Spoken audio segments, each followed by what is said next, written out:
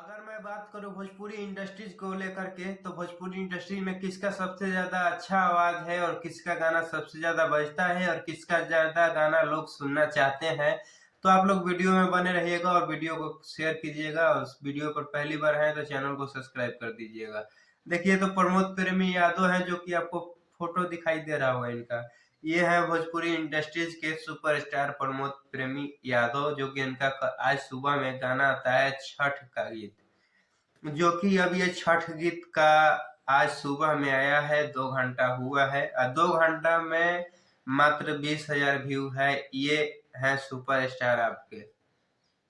इनके गानों पर मात्र 2 घंटा में 20,000 व्यू है। और आप लोगों को बताते हैं, कुछ आपके सामने चल रहा होगा।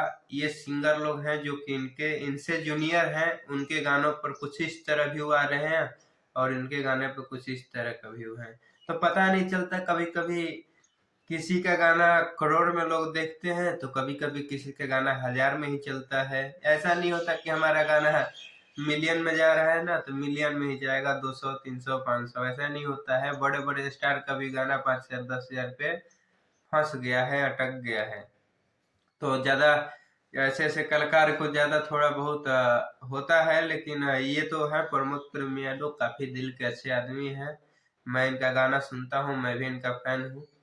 और इनका गाना आज छठ गीत आया है। आप लोग इस गाने को नहीं सुने हैं तो प्लीज जाकर के एक बार गाने को सुन लीजिए और सुनने के बाद हमारे चैनल को भी सब्सक्राइब कर लीजिएगा।